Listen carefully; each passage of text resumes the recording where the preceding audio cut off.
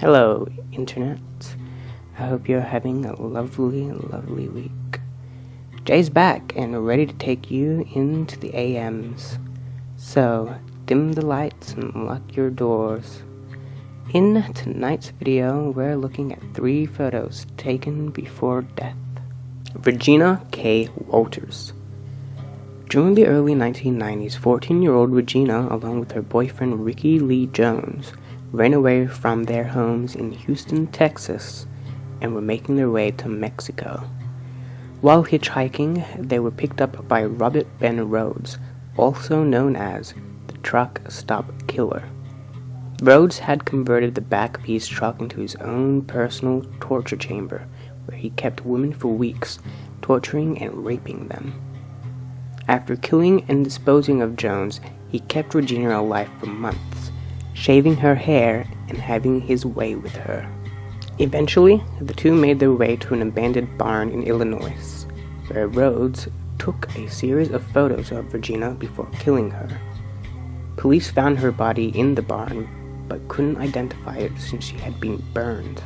On the morning of April 1st, 1990, Mike Miller of the Arizona Highway Patrol found a truck with its hazard lights on.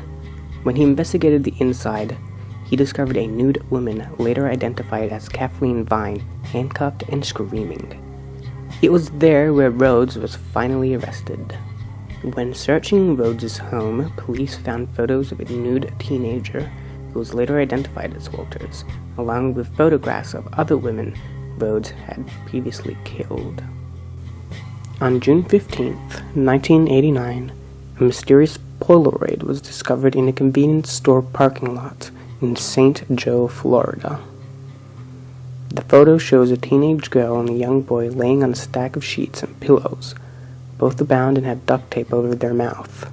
The woman who found the picture called police, telling them that a white Toyota van had been parked in the spot just before she got there. The two in the photo have never been identified, but some believe the girl to be Tara Calico and the boy to be Michael Henley. However, both seem unlikely. Almost 30 years later, in 2015, this photo was posted to 4chan. Some believe them to be connected. Both remain a mystery. Personally, whilst there are similarities such as her eyes and the sheets and pillows, I don't believe these photos are connected. Last, we have the story of Harvey Glutman, also known as the Glamour Girl Slayer. Born on December 10, 1927 in the Bronx, Glutman exhibited antisocial behavior and sadomasochistic tendencies from an early age. When he was 12 years old, his parents noticed that he had a swollen neck.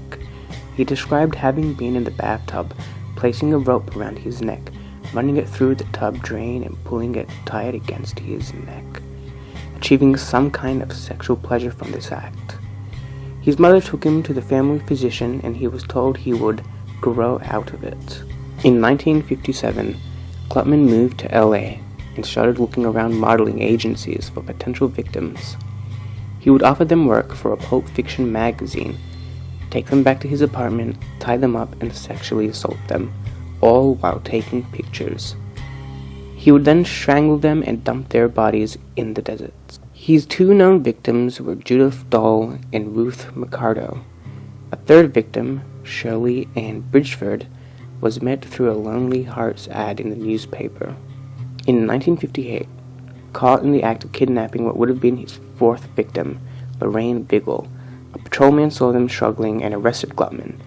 He willingly confessed to his 3 murders and eventually led the police to a toolbox containing pictures that he had taken of the victims. He was found guilty of first-degree murder and sentenced to death in 1959. And with that, we conclude our 2nd episode of Funkyblink by Night. I hope you enjoyed, and until next time, stay safe.